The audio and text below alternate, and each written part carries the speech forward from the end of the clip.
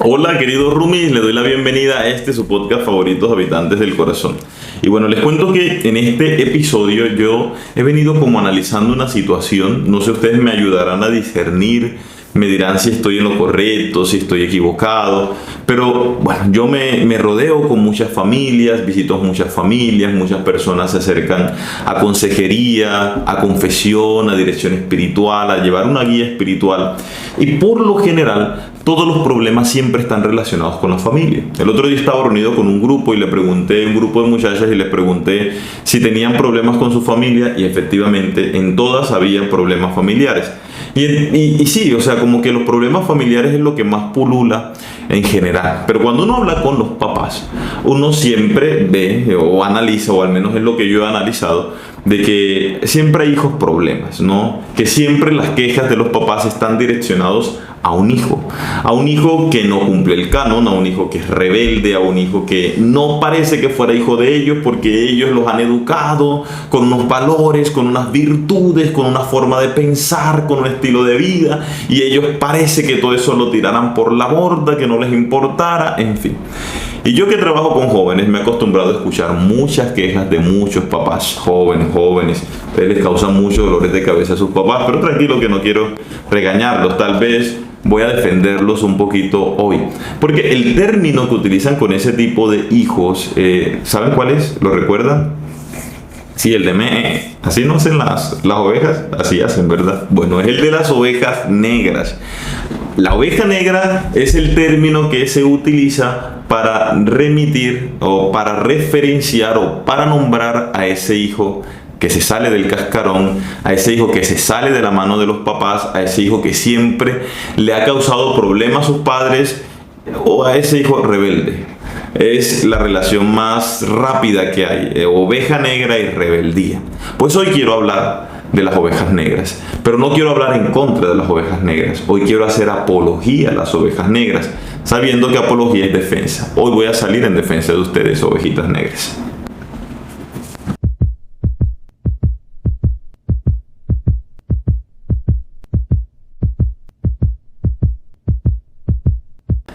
Bueno, queridos roomies, ahora sí le doy como tal la bienvenida a este episodio de Habitantes del Corazón, su podcast favorito también, su padre favorito, porque la hermana Adriana el otro día me reclamó que por qué ya no decía el padre favorito. Pues bueno, también su padre favorito y su podcast favorito han vuelto. Estuvimos una semana, ustedes saben que hay semanas más complicadas que otras.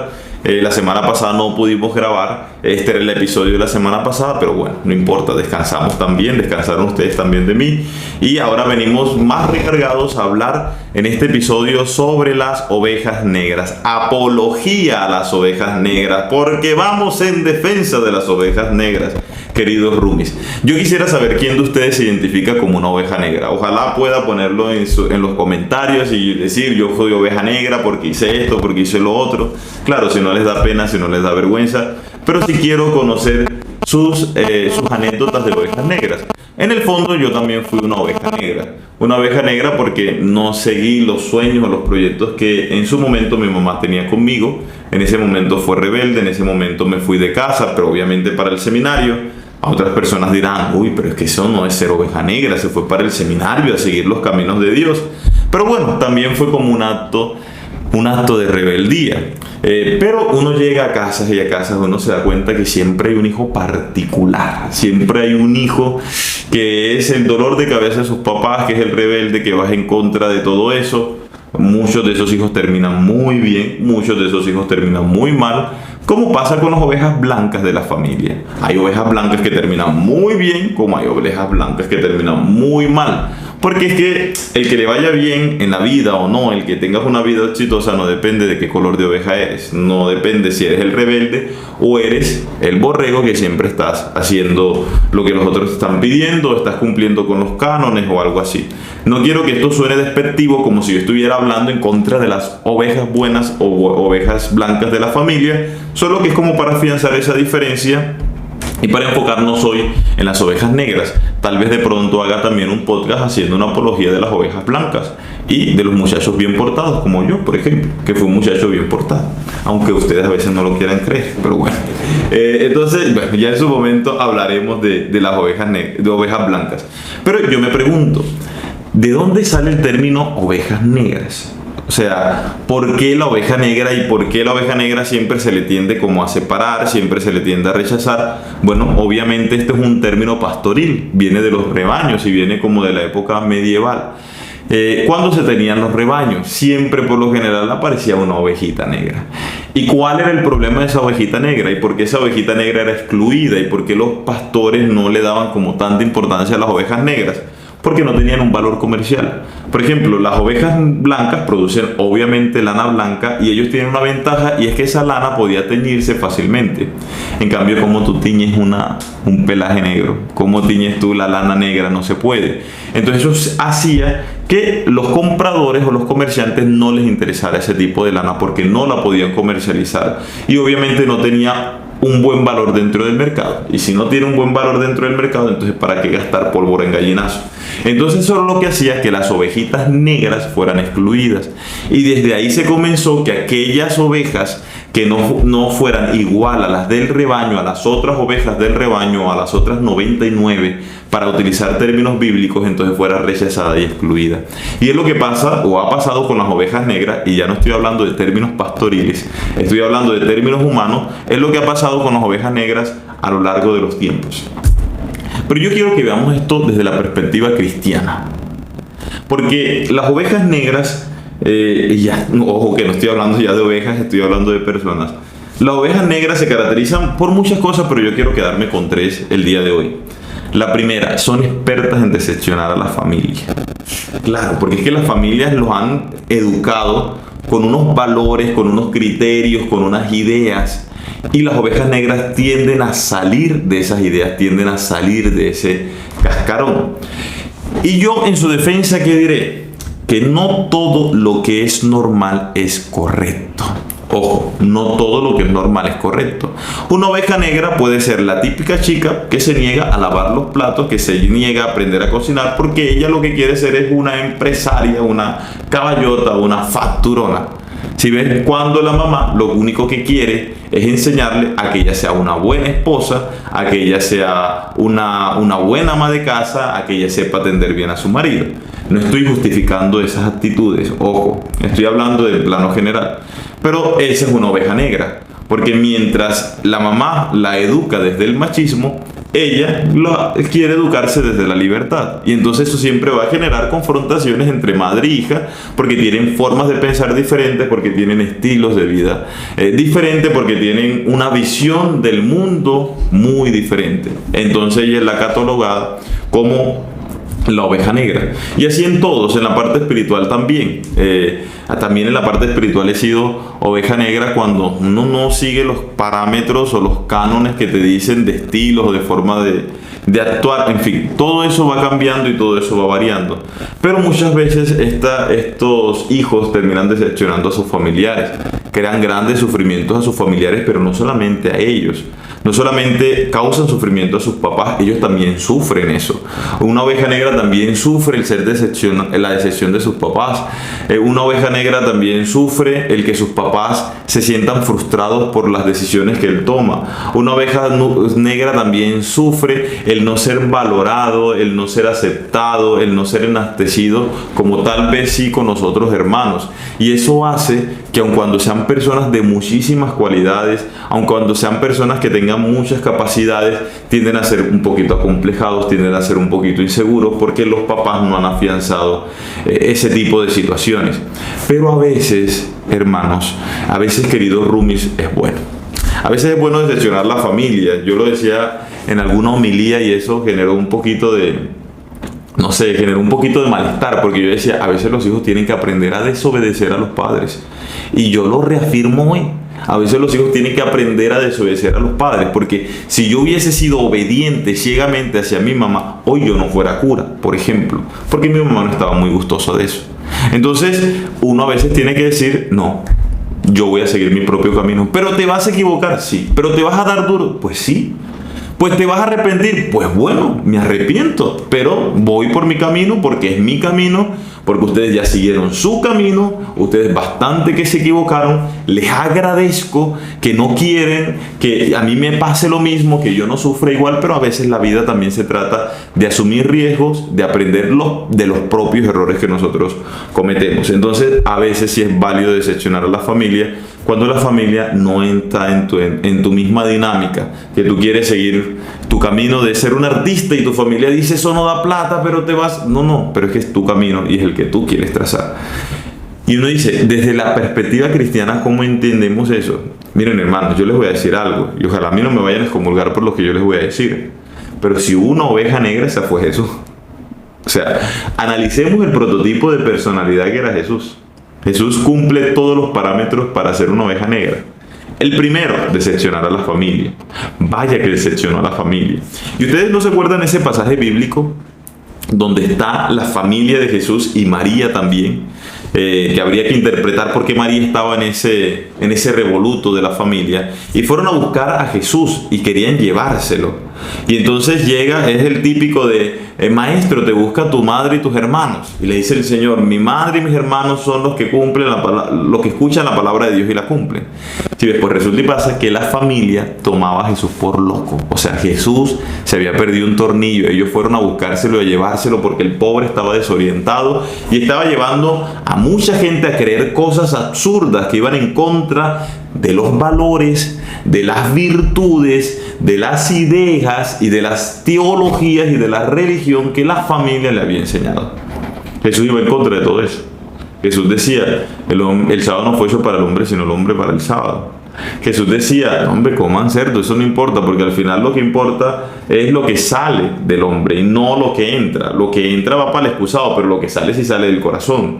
Si ves, y llega Jesús y dice, pues este templo yo lo destruyo y lo construyo en 3 días. Estaba hablando del templo de su cuerpo, pero todo el mundo entendió que era el templo de Jerusalén.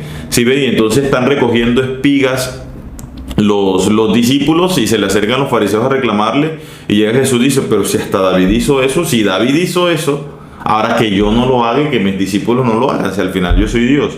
Y entonces dice, donde hay 2 o 3 personas reunidos en mi nombre, estoy yo en medio de ellos, cuando en realidad la frase era, donde haya 2 y 3 personas reunidos en torno a la Torá, y está Dios en medio de ellos, y él estaba usurpando el puesto de la Torá. Si ven, desde donde ustedes quieran mirarlo, Jesús era una oveja negra. Y vaya que su familia se decepcionó. Y hablo de su familia grande, no de su círculo familiar, porque María y José, que conocían muy bien la misión, obviamente ellos lo apoyaban y ellos estaban de acuerdo en todo lo que Jesús fuera diciendo.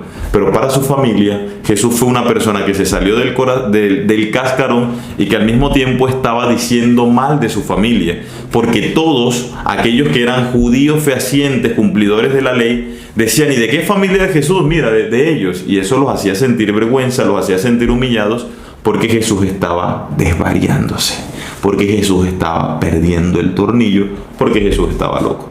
Entonces, no siempre decepcionar a la familia es malo. Lo normal no siempre es correcto, no porque siempre se haya hecho así, no porque esto venga de generación en generación, no porque esto fue lo que me enseñaron mis padres y mis abuelos, es correcto, porque a veces nos enseñan muchas cosas que son contrarias. Y una de las cosas que yo valoro de la sociedad actual, de mi generación, de los millennials y también de los centennials, es apoyar y defender fehacientemente sus posturas, su forma de pensar, que es muy diferente a lo de los antiguos. Eso no está mal y espero que no me vayan a fusilar ni me vayan a quemar por esto que estoy diciendo. Lo segundo, pensamiento disruptivo, digámoslo así, un pensamiento guerrillero, un pensamiento rebelde, un pensamiento de rebelión. Hace que el resto del grupo se plantee cosas diferentes. Nos han dicho que la rebeldía es mala. Y la rebeldía no es mala, la rebeldía es solamente salir de la zona de confort. Cuando tú sales de tu zona de confort, entonces todo el mundo te va a señalar como rebelde porque tienes un pensamiento disruptivo. Lo beneficioso de este pensamiento disruptivo es que no solamente te mueve a ti, sino que termina moviendo a los demás. A veces la gente lo que espera es que alguien dé el primer paso. Y cuando alguien da el primer paso, entonces comienza la fila a ir detrás de él. El pensamiento disruptivo es el pensamiento del cambio, es el pensamiento diferente. A veces nosotros queremos cambios en nuestra vida teniendo siempre los mismos patrones, los mismos comportamientos y las mismas formas de pensar. Queremos que la vida sea diferente, pero no queremos cambiar. Y lastimosamente eso no se puede. Porque si tú quieres que tu vida sea diferente, entonces tú tienes que aprender a cambiar, tú tienes que aprender a transformarte, tanto el pensamiento como el acto y como estilos de vida. Entonces es necesario el pensamiento disruptivo. Jesús tenía un pensamiento disruptivo y muy revolucionario, porque él se atrevía, porque era un atreviazo, a decir, es que yo soy el Hijo de Dios, o referirse a Dios como Padre. ¡Wow! O sea, nosotros ya estamos acostumbrados porque Jesús nos enseñó el camino, pero eso era blasfemia en realidad. ¿Sí ve? Y entonces Jesús oraba y se comunicaba con el Padre directamente. Y entonces Jesús acogía a prostitutas, Jesús acogía a personas de dudosa procedencia. Es que si uno se pone a analizar el círculo cerrado de Jesús, hombre, Jesús no estaba bien rodeado. Estaba rodeado de publicanos, estaba rodeado de recaudadores de impuestos, estaba rodeado de mujeres de dudosa procedencia, como la María Magdalena, de la cual habían sacado 7 demonios. Sí, tenía un pensamiento disruptivo. Y entonces todo el mundo lo veía y decía, pero si este fuera el Mesías, de verdad supiera lo que está haciendo. Y miren lo que el pensamiento disruptivo, revolucionario o rebelde, porque Jesús era rebelde para los judíos, llevó a todo lo que tenemos hoy. Llevó a todas nuestras creencias, a todos nuestros principios de fe. Llevó a la iglesia que conocemos el día de hoy. Si Jesús hubiese querido un cambio, pero hubiese seguido con las mismas normas que tenía el pueblo judío, pues hoy no existiera la iglesia católica, hoy no existiera el cristianismo. Y la verdad es que tampoco se hubiese hecho ningún cambio. Porque los cambios nacen de los rebeldes. Ninguna oveja blanca lidera grandes cambios. Los grandes cambios son liderados por personas que salen del patrón y piensan diferente, y actúan diferente, y hacen algo diferente, no las que piensan igual que el montón. Entonces, eso es otro beneficio que yo creo que también en la persona de Jesús se cumple. Y lo tercero es ser fiel a uno mismo. Nosotros tenemos una tentación, hermanos, y es la tentación de la oveja Dolly. ¿Cuál es la tentación de la oveja Dolly? Ustedes saben cuál es la oveja Dolly, ¿no? La primera oveja clonada del mundo. Pues la tentación de la oveja Dolly es la de ser clones de los demás. Es la que queremos encajar siempre, es de donde queremos llenar las expectativas de los demás. Y si tú quieres ser infeliz, pues comienza a pretender llenar las expectativas del otro. Si tú quieres ser infeliz, pues aprende a encajar. Si tú quieres ser infeliz, pues cumple al pie de la letra todo lo que están diciendo. Y dirán, pero es que el padre está promocionando la rebelión, es que el padre está promocionando la rebeldía. Pues sí, en realidad sí. Porque para mí, y desde mi perspectiva, ojo, estoy hablando aquí como Haydn, desde mi perspectiva, ser rebelde a veces es bueno. Ser rebelde con causa, ¿no? Porque ser rebelde sin causa tampoco. Ser rebelde porque quiero ser rebelde y quiero llevarle la contraria a todo el mundo, pues no me estoy refiriendo a eso. Es ser rebelde con una causa. Y esto te va a llevar a decepcionar a los demás. A que los demás te digan y te digan, qué decepción de hombre. No va a servir para nada. Y yo aquí voy a hablar como Haydn. Eso debe sentirse un fresquito bien sabroso cuando tú les callas la boca a los demás. Y cuando aquellos que creían que tú no ibas a ser capaz, que tú no ibas a ser posible, porque no seguiste el canon ni el parámetro, terminas siendo dueño de grandes ideas revolucionarias, y que aquellos que se burlaban de ti después te pidan consejo. Eso debe ser muy interesante, ¿no? Pero igual, tampoco se trata de eso. Tampoco se trata de callarle la boca a nadie, porque no se trata de llenar las expectativas de los demás. Se trata de ser fiel a uno mismo. Y yo pienso que la gran tarea de nosotros, queridos roomies, es ser fiel a uno mismo. Y ser fiel a uno mismo nos va a costar, porque mucha gente nos va a sabotear, porque mucha gente no nos va a valorar, porque mucha gente nos va, a reírse de nosotros o a excluirnos por eso. Pero, como digo, nadie llega lejos siguiendo siempre los mismos caminos. Entonces, aun cuando las personas se burlen, aun cuando las personas no crean en ti, tú sé fiel a ti mismo, no te cambies. Una de las cosas que me han aquejado, y ustedes no crean que se me ha presentado problemas, porque hay mucha gente que no está de acuerdo en mi forma de predicar. y en mi forma de hablar y en mi forma de expresarme. Porque mucha gente no está de acuerdo con mi estilo, y está bien, no todo el mundo tiene que estar de acuerdo con mi estilo o con mi forma de predicar o con mi forma de ser. Pero aquí no se trata de yo llenarle las expectativas a esa gente. Aquí se trata de ser fiel a mí mismo, de ser yo. Jesús fue fiel a sí mismo y por eso pudo lograr lo que logró, aun cuando ser fiel a sí mismo lo llevara a contrariar a los demás o a que muchos lo contrariaran a él. Pero a veces es el riesgo que nosotros tenemos que asumir. Nosotros no nacimos para ser igual que los demás, ni nacimos para llenar las expectativas de los demás, ni siquiera la de tus papás. Nosotros nacimos para ser fiel a uno mismo, para encontrar nuestro propio camino. Claro que también es verdad que, ¿cómo es que dice aquel adagio popular? Quien no oye consejo no llega viejo. Claro, eso también es importante, aprender a escuchar consejos. Pero aconsejar no es necesariamente que yo cumpla lo que otros me digan, pero sí, necesitamos aprender a escuchar consejos, necesitamos aprender a tomar decisiones desde la sabiduría. No siempre tenemos que aprender a los golpes. Fue uno de los consejos que me dio una vez Monseñor y que yo también los valoro, pero también reconozco que a veces darse golpes es también una buena forma de aprender y de que se nos quiten muchas ideas extrañas. Así que, queridos roomies, yo espero que tú seas una oveja negra, de verdad. Esto que estoy diciendo puede malinterpretarse, yo sé y soy consciente de eso, porque muchas personas pueden utilizar estas palabras para justificar comportamientos que no deberían justificar. Por eso yo te invito a que disiernas y a que pienses con sabiduría en qué momentos sí es conveniente ser una oveja negra y en qué momentos no. En qué momentos es bueno escuchar y obedecer y en qué otros momentos sí es importante más bien escuchar tu corazón y seguir tu propio camino. Yo no estoy haciéndole un llamado a la rebeldía a todo el mundo. Solamente estoy diciendo a que seas inteligente, a que seas sabio y que sepas que a veces para llegar lejos, para triunfar, necesitas coger por caminos diferentes y eso te va a traer muchos problemas y que eso es de los riesgos que debes asumir cuando emprendes tu propio camino. Te digo y te vuelvo a repetir, es ser rebelde con causa, no es ser rebelde sin causa. Los rebeldes sin causas terminan mal. Los rebeldes sin causas terminan muertos. Los rebeldes sin causas terminan destruidos. Los rebeldes sin causas son aquellos que están impulsados por la necedad, solamente por el deseo de querer salirse del rebaño y ya, porque ellos son ellos y ellos son originales. Pues ellos no llegan a ningún lado. Pues los rebeldes con causa, los que tienen propósito, los que se conocen, los que tienen metas, los que tienen proyectos, los que tienen sueños, aquellos que tienen justificaciones para lo que hacen, entonces sí llegarán muy lejos.